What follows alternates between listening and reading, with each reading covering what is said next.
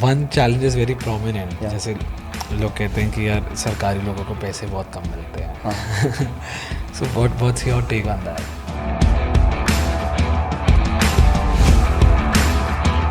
It's very difficult to find a growth path also in the government. So for example, like, if you are a director or maybe a joint secretary or maybe under secretary, there's a path you have to follow. After every year you get a promotion, you work, and then there's a proper channel.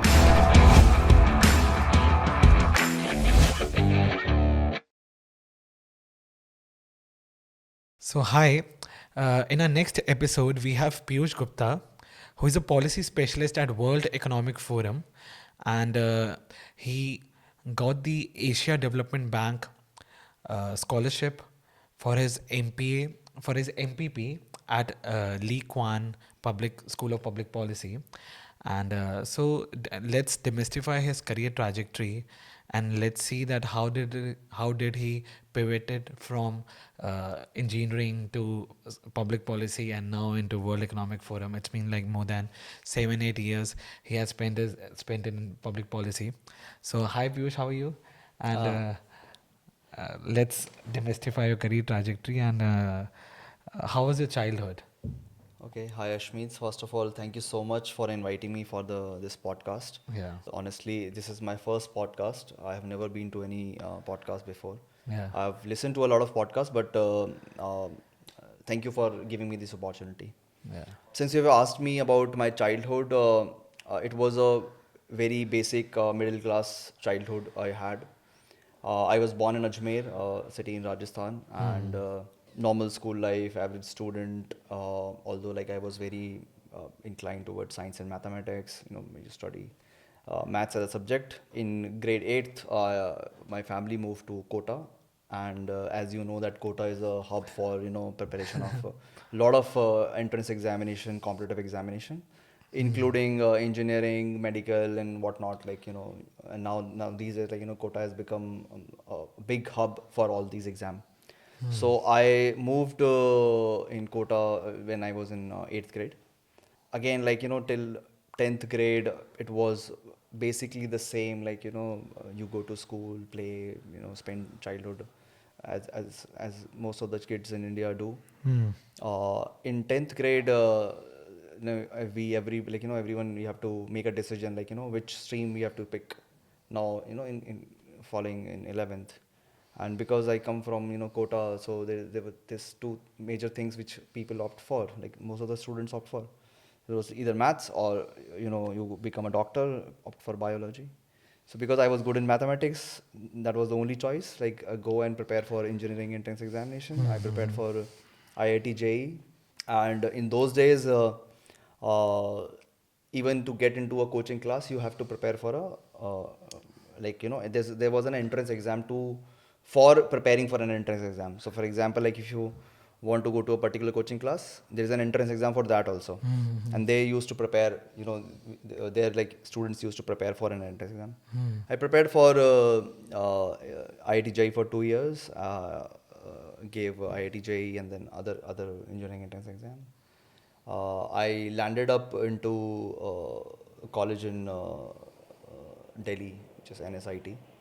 So that was a major shift from a tier 2 city to a metro city, which is Delhi. So a bit of a culture shock at that time. I was probably 18 or around 18. So you felt oh, where I am, people are different. They are talking about a lot of things which I have never experienced in my life, or maybe the exposure was different. So yeah, that was a very very different time when I came to Delhi. Yeah, so you're talking about childhood. That was my journey from my Rajasthan. So to did you ever think that, or did you ever aspired in your childhood that you would be working in World Economic Forum one day? No, not at all. I mean, And maybe working in public policy domain, or maybe working with the government.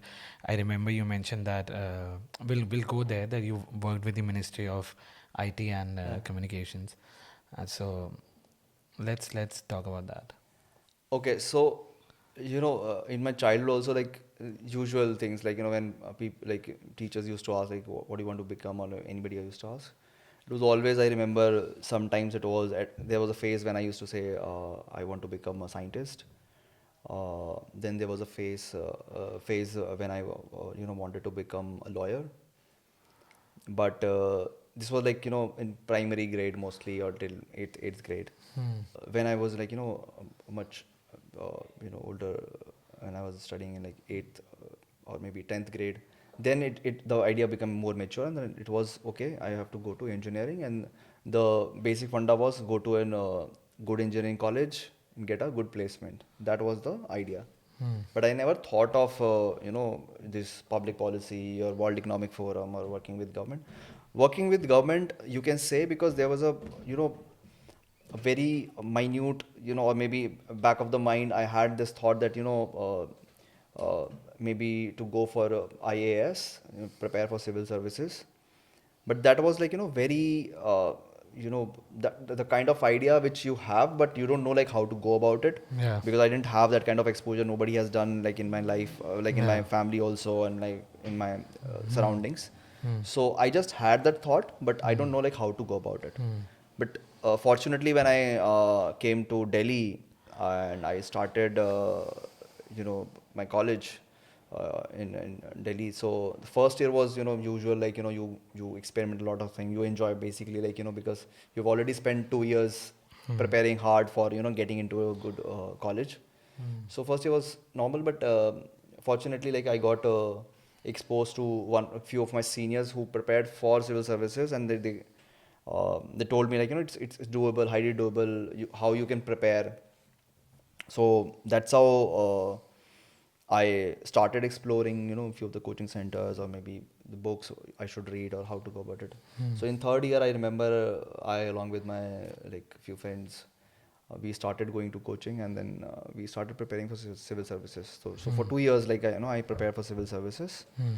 and I think that's how my journey from engineering to, you can say, public services, or maybe policy started. But as a domain, I honestly, like, I didn't know about this domain, like as a public policy you can go and study. I had no idea about it. Hmm. Yeah. Hmm. So, uh, if I talk about, say, career into public policy, so many times what happens now, like you think about a career. Say you want to develop a career, you have a plan B or you have a plan A, and then you think about, say, okay, I'll do IIT, then I will go to MBA, like Hmm. IIMs and stuff, and then you. But nowadays what we are seeing, that public policy is like a new thing. This is like a new thing. Like Yeah. past, earlier it wasn't like that much into, and many people have like started, say, doing MPA rather than MBA, and I know that you are also an MPP Hmm. from LKY US, Yeah. है ना? So what was your, like, the thinking mindset behind this, that you must have been into that struggling phase where you would be deciding Yeah. whether I should go for MBA, or whether I should go for MPP, or whether I should go for, say, some other kind of a career trajectory. So how was your mindset at that time? Okay. So as I mentioned that, it was in my third year, fourth year, I started preparing for civil service, and that was a single thought, go and prepare for exam, and of course placements were there, but it was just like not aggressively looking for placement. I used to sit in some of the, entrance exam, or like some kind of test where they used to conduct pre-placement talks and all. Hmm. But I was like focused, I have to prepare for exam, and like this is something which I should focus on, and I should devote most of my time. And but that didn't work. I gave my exam in 2014, and then that didn't work. So after that, like I still remember, in it was in October around, you give exam in August. Hmm. So then I had to decide, like, how to go about it, like, how to go about my career, what to pick. And at that time, I was exploring the areas where I am interested in. So fortunately, like, I came across a lot of fellowships, like there used to be fellowships around rural development fellowship, and then this Teach for India fellowship. Then there was Gandhi fellowship, lamp is there. So there are like multiple fellowships were available, and these days you will find a lot in numbers, but in 2014 around there were a couple of good fellowships were there. So I was just exploring, and then because I was interested in teaching also. So I somehow thought like let's start with this thing. And the thing is when you prepare for civil services, you read a lot about India as a country, and then overall about globally what are the policy challenges there, what kind of issues exist at the grassroots level. So you read a lot of content, but because I didn't have any exposure, I looked at a kind of opportunity where I am like first hand exposing myself to look at those issues. So not just reading, but also seeing that what exactly is happening at the ground. So I got curious, or also thinking like I'll prepare for my exam, and then maybe simultaneously continue this fellowship also. So I applied for Teach for India fellowship, and I got through it. It was a long process, I would say. I think 7 8 rounds or So into what yeah. actually Yeah. what actually is the Teach for India fellowship all about? So Teach If for we break it down. Yeah. So Teach for India fellowship is basically it's a 2 year program, and they focus on building leaders through putting those young people in the classroom setting. So the focus is definitely to understand the education scenario in the schools. B, there is a lot of things which are happening around that. So for example, the problem of education is not in isolation. There's like maybe problem related to health, or maybe migration, or maybe due to not like parent not participating well into kids education, because they have to feed their families, and because of poverty, so there are a lot of issues around that. So Teach for India fellowship get the best of the people into that fellowship program, and then they put into the schools. They are mostly the government schools, or low income private schools, and the kids who come to these schools are from underprivileged backgrounds. So basically putting into a challenging situation where you deal with almost like daily challenges, and also work on curriculum, how to manage that 40 kids, a classroom of 40 kids. So it's a good exposure for students also, and eventually then you follow a path, maybe mostly into education, because you have understanding of what is happening at the grassroots level, what are the challenges at the school level, or what are the challenges at the community level, or sometimes you get to work at the district level also, and state level, depending on what kind of projects you choose at TFI. For example, like I remember from my experience, there used to be a school management committee where you can participate and see that how these the committees work, where parents are also part of that committee, teachers are also part of that committee, and there are like social worker is also part of that committee. So you start thinking that how you can make that committee efficient, or what it is aiming for. This is all like fellowship is all about, majorly focusing on building leaders of the future. So I have seen, I've like being like when I started MPA at LSE, I saw that many of the people from India, the tier 5 fellows, are very inspired towards doing MPP, MPA, and to get into the development sector. So what's the culture that builds you around and gives you that, I would say, ignites you with that you want to develop a career in development sector? Like what's that? Let's demystify that. Oh, exactly. So I think it brings to your earlier question also, like how I decided MBA or MPP, and like, Yeah. in that phase.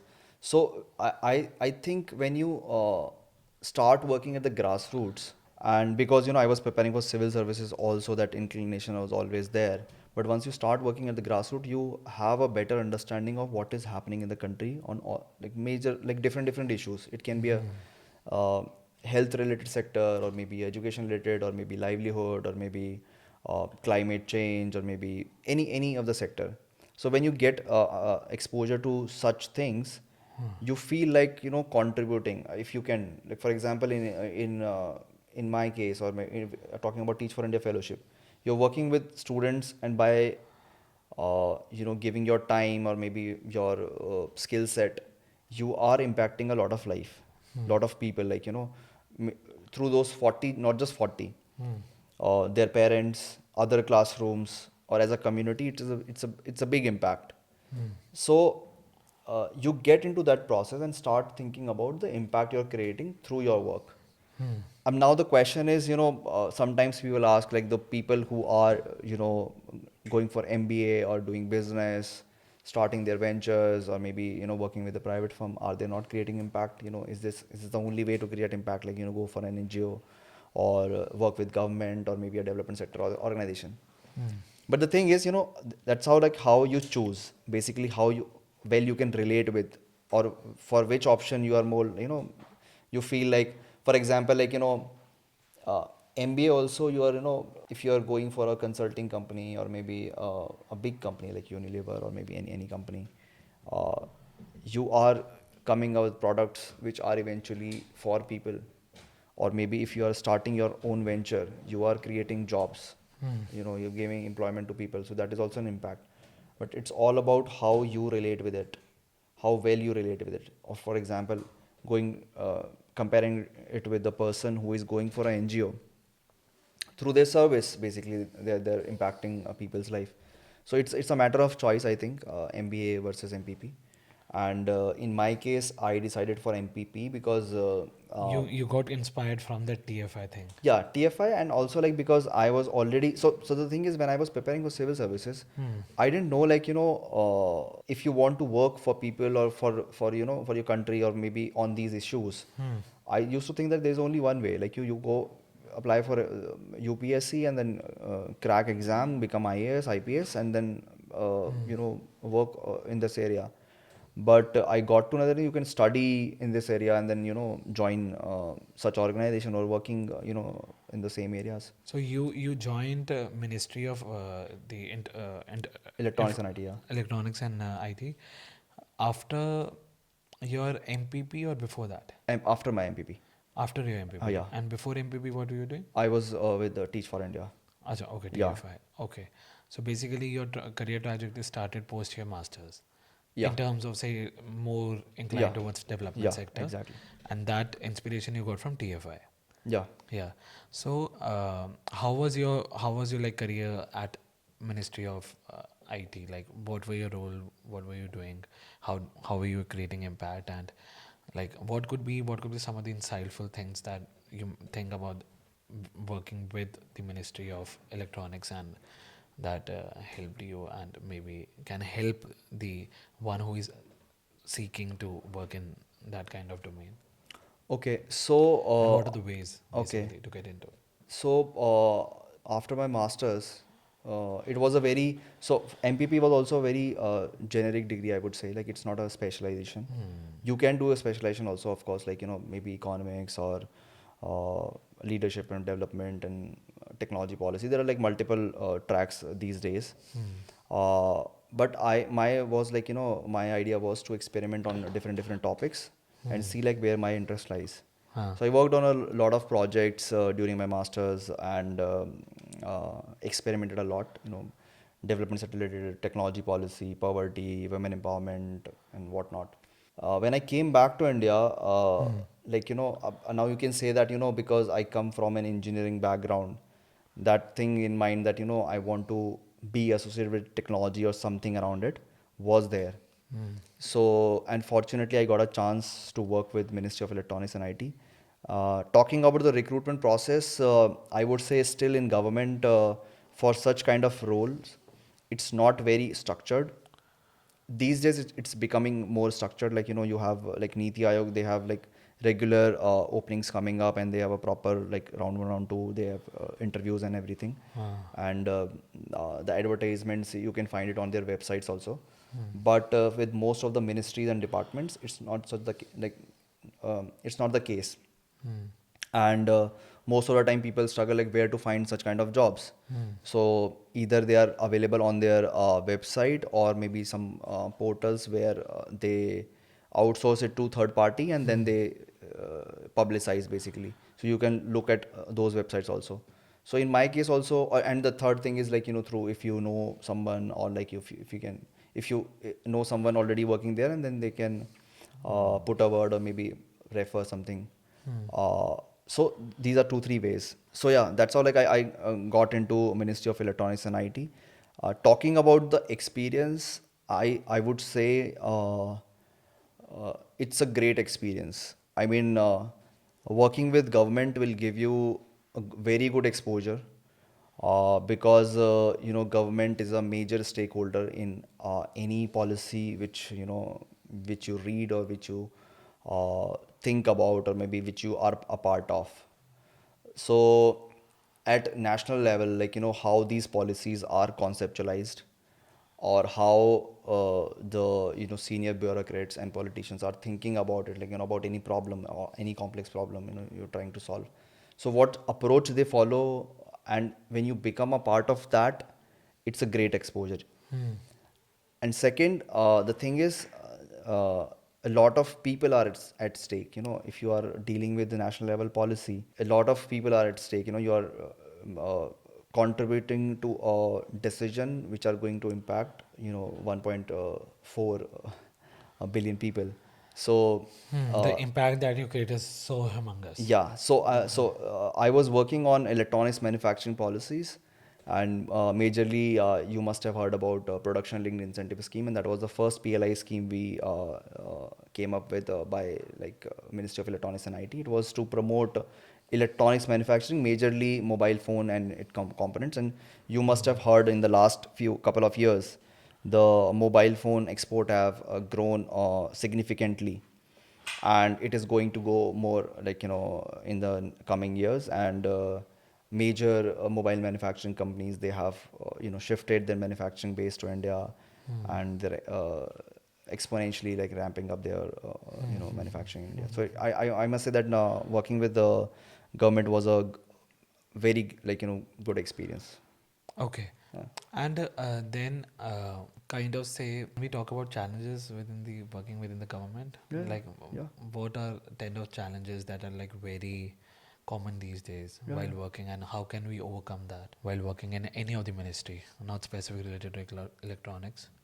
Uh, yeah, sure. Because you know, every organization, you will have challenges. Of course, when you're working with people, you will face challenges, and the organization culture is different, and especially in a very high-paced environment, these challenges become more complex. And I think uh, government, I know a lot of times the perception is like whether these sarkari people even work. It's Yeah. it's like a 9 to 5 Yeah, yeah, job. yeah. But I think, not I think, because I have been a part of that ecosystem. So it's a challenging job. It's not like 9 to 5 thing. You get to work, you have to be on your toes all the time. And it's always like urgent and most important work coming up on your desk on a daily basis. So in terms of challenges, Kind of a like a, if you can like give you like a real life instance, say maybe uh, some like minister of electronics is sending you an inquiry that Piyush, we need to work on this. Maybe if you can give like a yeah, real so time yeah, exactly. So for instance. example, like if you're working on a policy, Yeah. you've launched, like there's a press release and everything is coming up. Of course, people expect some outcomes, or maybe results. And sometimes there are challenges coming during that implementation phase.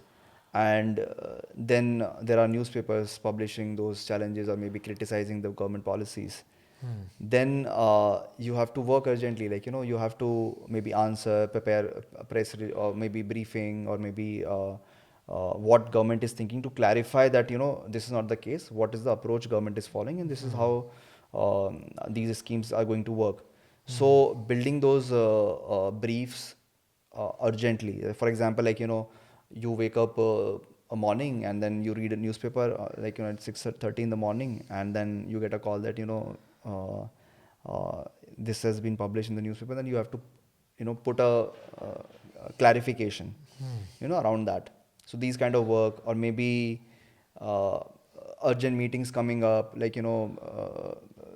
look, so many, maybe secretary, joint secretary level people are gathering to discuss an important issue. Then you have to prepare well in advance. So sometimes you get this notice uh, on the same day, because senior people are involved in that. So Makes sense. yeah, so it's like an urgent thing, but important also. So you also tend to work on those things, because you think that it is an important thing, and you are adding value to that.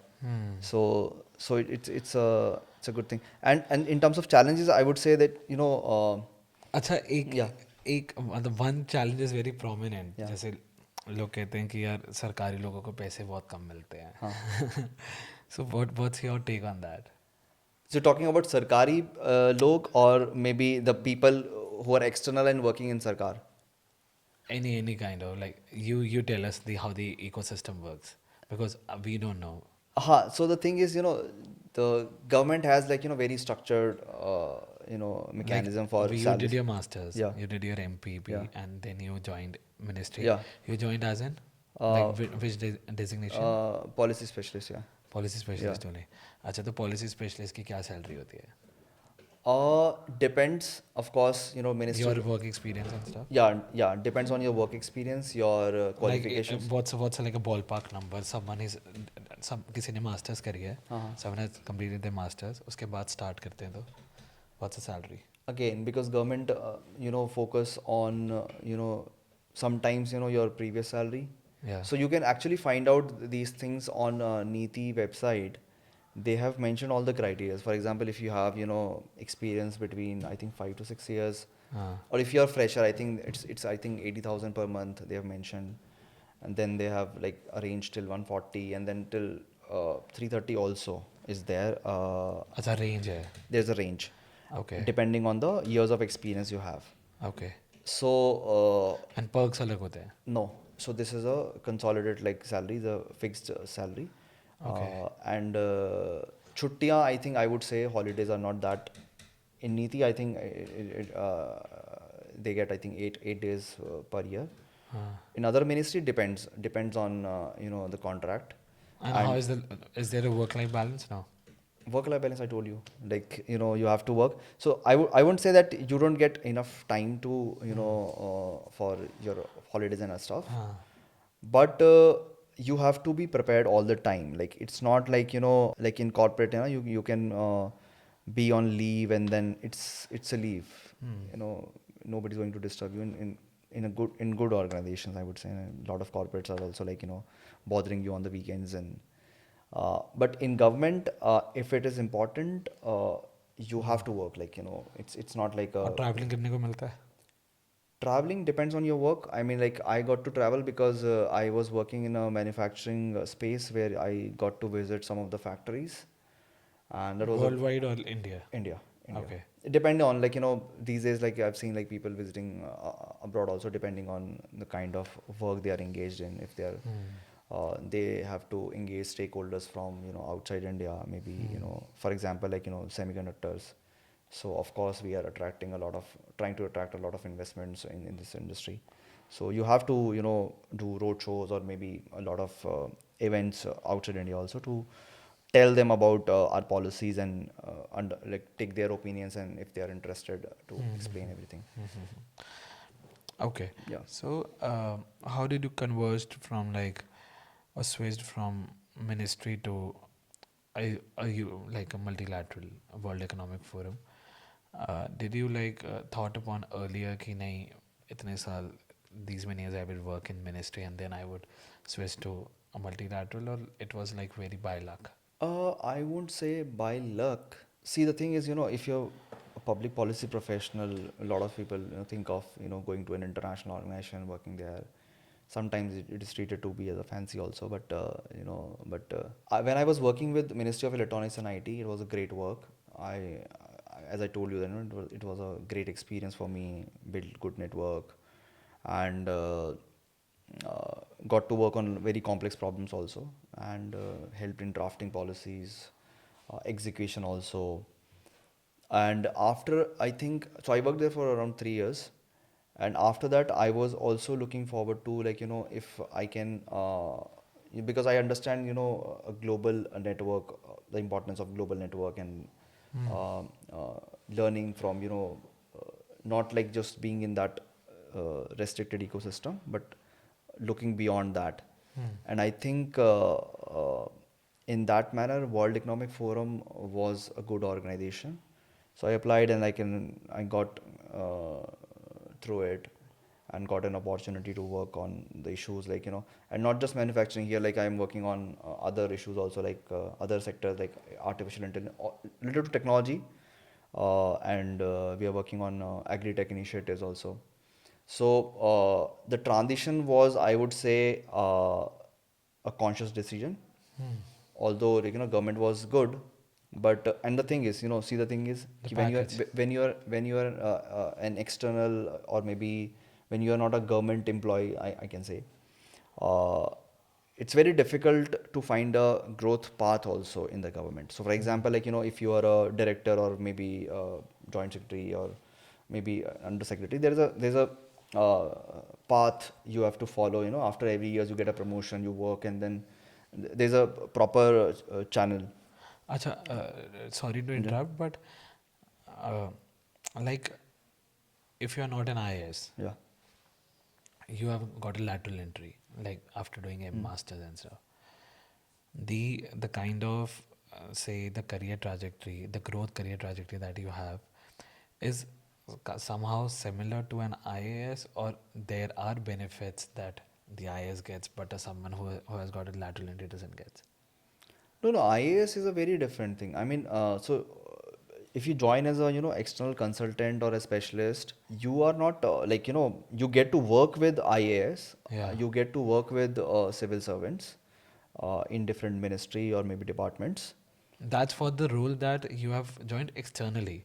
Yeah. But if there's like a lateral entry, I'm talking about lateral Oh, entry. you're talking about. You are not an IAS, but I've got a lateral entry Oh, by yeah, okay, okay. So the thing which government has, like, recently started in, like, last few years. yeah. Like Okay. someone who has done an MPA, they can also get into the ministry. So I'm just talking about that. Do they get the decision making side of things, or they are just like associating or supporting roles?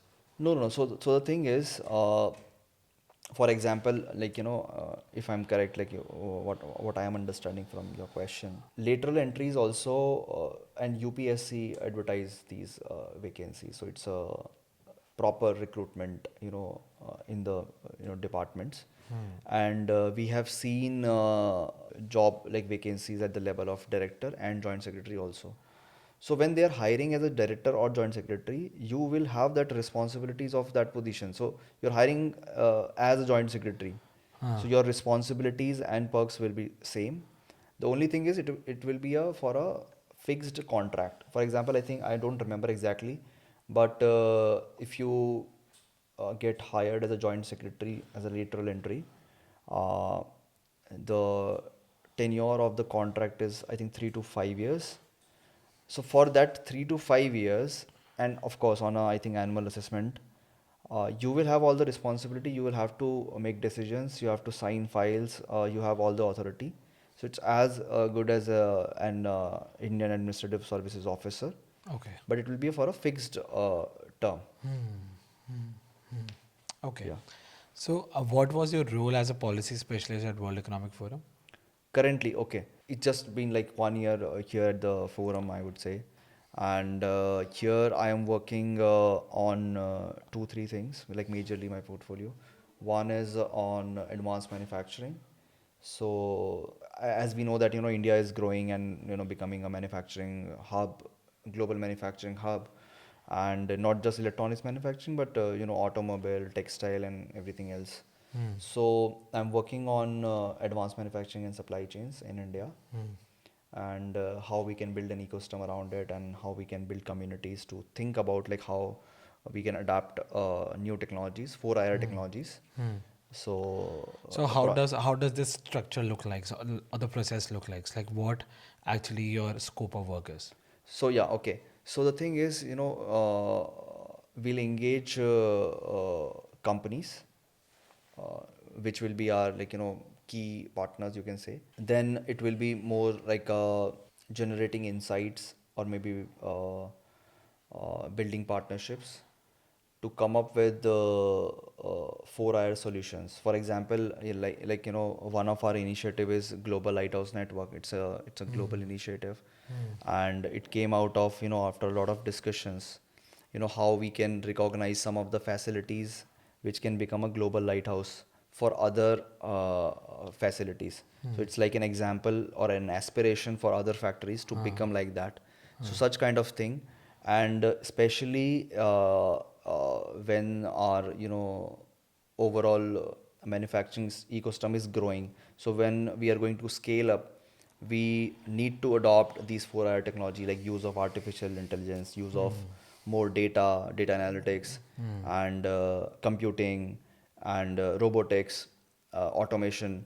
So these kind of things you have to incorporate into your facilities. So my job will be like basically to bring those ideas, to facilitate these discussions, to build communities of such people, bring them together, and come out with some insight reports which can be used to have those partnerships and work on solutions. Okay. Yeah. Okay. So this is just one part of your job. Yeah, this is one project I'm saying, but like the other thing is like I'm also working with on a agri-tech initiative Okay. that is with the government of Maharashtra, and What does this mean if you can like? so basically so I'm just telling you how our organization work also. So we have a office in India, and we majorly work across some verticals, and we have projects in like space, drones, then agriculture, then urban transformation, artificial intelligence, education, health. So how we work basically is to build communities. And for example, let me give you an example also. There's a project in Telangana which is called Sagu Bagu project. It's in agriculture space. So we identified a problem, that agriculture is a problem, and I think at the time the government also said like doubling the farmers' income, and the problem was like maybe they were not using technology well for good produce. What we did is basically we identified two three problems, which is soil testing, maybe crop insurance, advocacy, uh, uh, giving them a marketplace to sell basically, and then finding a partner to deliver that solution. So how we operate basically to build those communities to come up with those solutions. Hmm. Okay. If you're comfortable, what's like a kind of a say, like if someone wants to get into World Economic Forum, how can what could be the best possible routes? So in India, we have a very small team. I would say it's a very small team of 10 to 15 people. Huh. We have a center called Center for Fourth Industrial Revolution, and Geneva office is a like it's a big office. But I think the skill set is also depends and in which vertical you're applying, Huh. and at what level you are applying.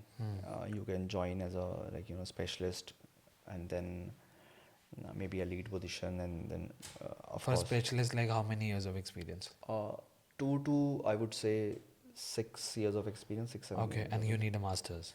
And most of the time you need a master's, depending Okay. on like for example there are like some operational kind of vertical where you're the operational specialist, or that might not need a master's, but if you are a sector expert, or if you work on a particular sector, then you need a master. And application process is like just you apply online, and then there's like couple of rounds of interview, and yeah, but the qualification depends on the sector also. Like for example, we have experts completely on technology, like you have worked on artificial intelligence coming from industry or consulting firm or maybe like that, and then you have some generalist, like, from a policy background or maybe business administration, where you have to work with multiple stakeholders. So in terms of skill set, I would say, if I have to summarize, one is you need to manage stakeholders. So stakeholder management is one of the key skills. Second is, I would say, communication, because you have to manage stakeholder. You need to be well at, your Effective communication. effective Yeah. communication, be it Yeah. like oral or written communication, both the kind of communication. Mm-hmm. And third, I would say uh, research. I wouldn't say so research profiles are different, but in general also you should be good at researching, or coming out of reading a lot of material and then coming out of like some good points. So I think these three things are very important. Hmm. And what sort of salaries, like, it tends to the range? What is the range for a policy specialist, and then how does it go upwards? Depends. I think in these organizations you have to negotiate well. I think that's another skill you. I would say like that's another skill you would need to But get in. then like, what's a ballpark range? Because Uh, these people tend to look upon, okay, I yeah, will apply in I these kind of. know, but I think again, like, if you're already working, so in India also, I actually want to talk like in generic also, in general, like, in India most of the salaries are like, you, if you're already working, they give you a certain percentage of hike on your existing salary. So it's not like, in the US, like for this particular job, you have this particular salary range. There's a very less number of organization in India, I would say, those who follows this kind of thing. Otherwise, it's mostly like, you are getting X.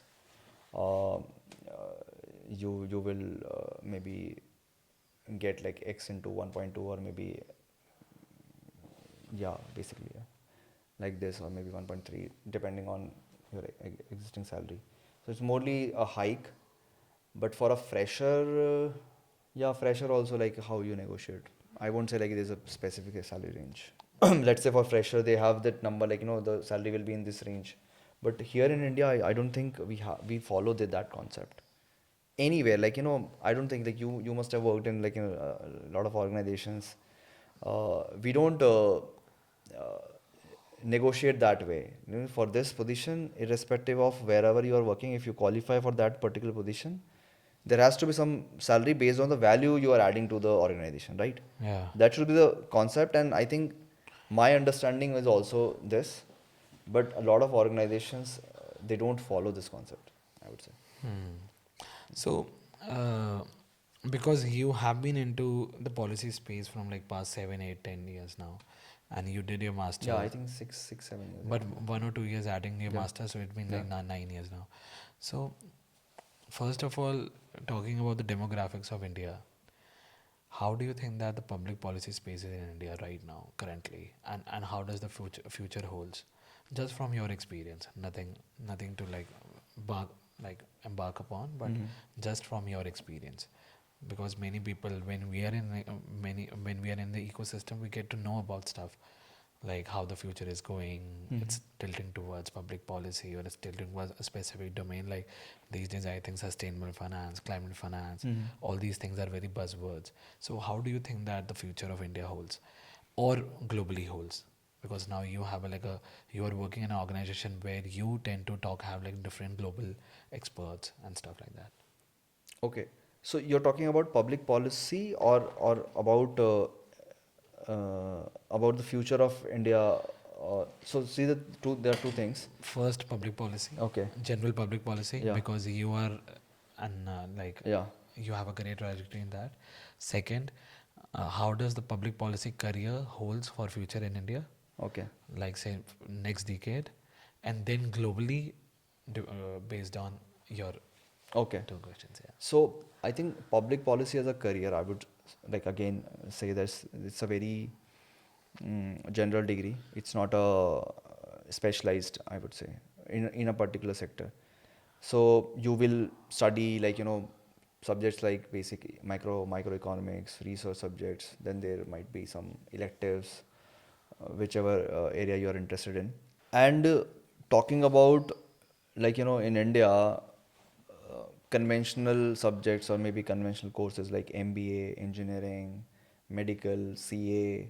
These are the profession, like, which we have been opting as a student for the last maybe 3, 4 decades, or maybe, and then I'm yeah. personally, I'm a CA finalist. Yeah. So see, the thing is, these are the most Yeah. common things which Like for me, it's like an unconventional charter, like doing a CA finalist and then getting into public policy, like kind of a unconventional thing, because yeah. many CAs would do MBA, not MBA. Yeah, exactly. Yeah, So the same thing is, yeah, even with engineers also, like, although like engineers, you see that, go to a lot of places, there's no like standard path these days. But most of the time, like, it is either go for MBA or MS degree, if you want to continue in your field, or maybe go for IAS, prepare for IAS. I think these are the 2, 3 things which you follow. So these are the conventional things which, we as a student have been following for the last few decades in India. while talking about public policy No. In general, like, as a career. as a career. But the thing is, for the last, I think I would say a decade or a little bit more, this domain as an academic, academic domain, public policy as an academic domain has come up, and like, people have started going for that in the last 1 decade, I would say.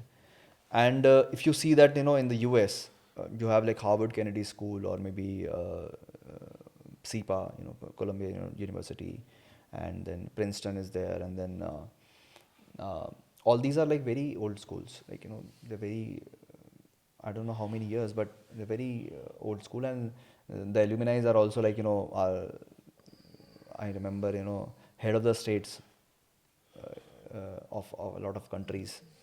So they have produced such kind of leaders. That was the idea of public policy schools, and a lot of people, graduating from there, like, they're working with good international organizations, maybe sitting in the parliaments also. So that was the idea of public policy schools. But in India, it's very new, I would say.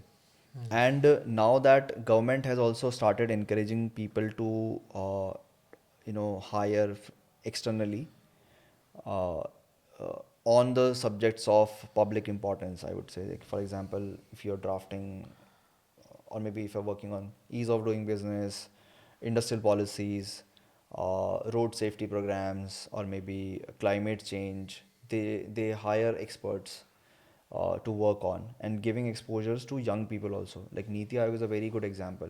They started hiring, I think that was of one first of the institutions hiring like structurally hiring young professionals in the in government.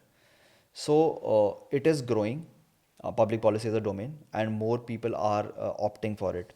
Of course, because MBA and other domains uh, have been there for a very long time and it's conventional, you will find more people there, and then you have, you can say, alumni, who have opted for the path. So you have some people to look forward to. You can get, experience from their experience also.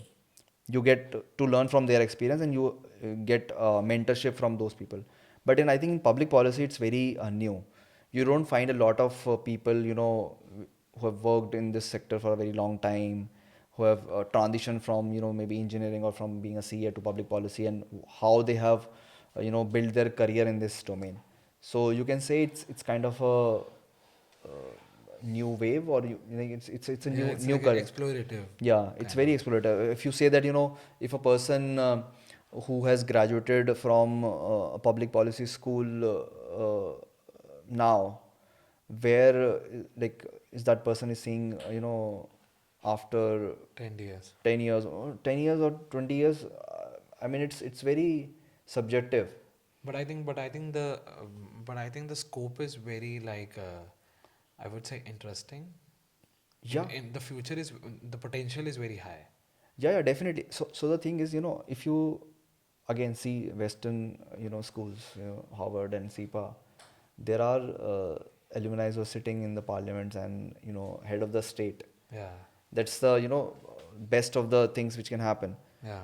But in India, I think there are people who are sitting in the parliament. Of course, I know, because there are a few of our alumni also who are MP. One of them is for sure, I think.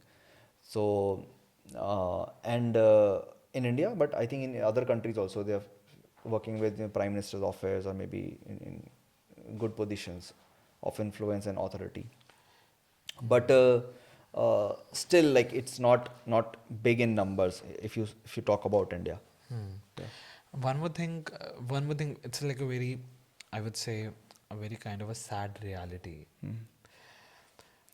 One who are like aspiring for IAS, because of the percentage of the results, there are people who like tend to be on the other side, who don't get successful, and they keep on like giving attempts and attempts and attempts. What happens, like, when then they see like a huge gap in their career, like say maybe someone who has taken 3 attempts, someone who has taken 2 attempts. I think you have been through that journey. Mm.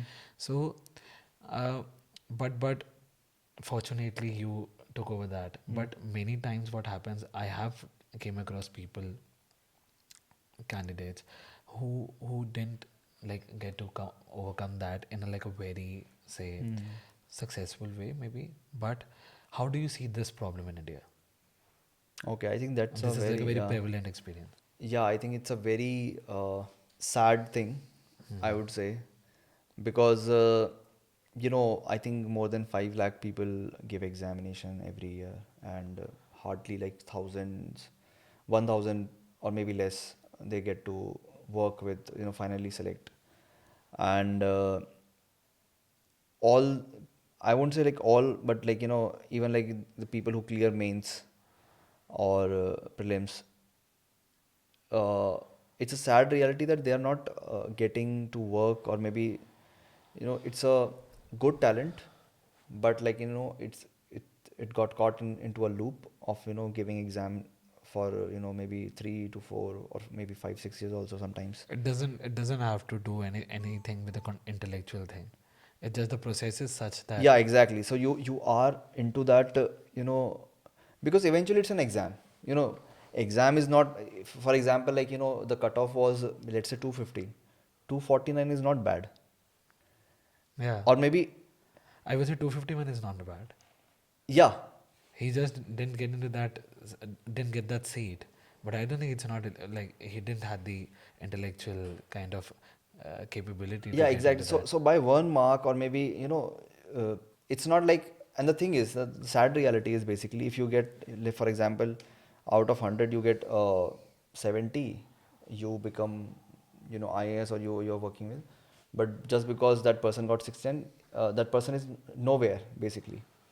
Yeah, And the effort that person has put, maybe over the years, learning so much content, or maybe uh, reading a lot of stuff, hmm. fully aware about the issues, be it Yeah, like national or global. And that person can be, like, fully trained to become an, good official. yeah. So So like, how can one overcome that?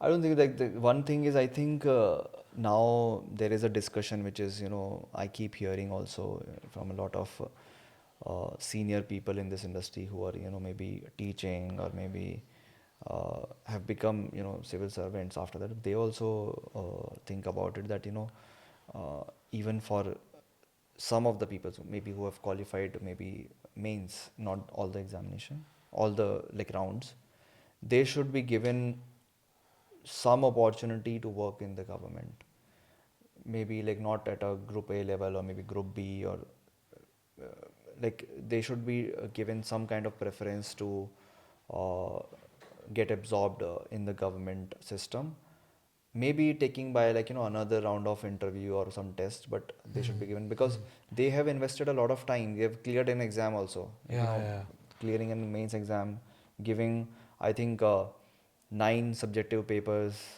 yeah, of all kind, general studies, you have international affairs, you have ethics, like your subject matter related exam, and then hmm.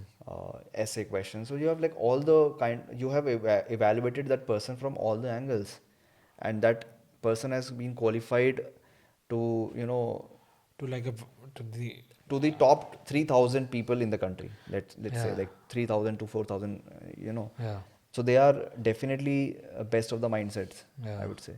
Or maybe like there is a discussion which sometimes comes up that let's we should restructure the hiring process. you know, uh, Taking a prelims exam and then mains examination and then going for an interview. It's a year-long process. You prepare for exam, give prelims, I think maybe in the month of August or something, Hmm.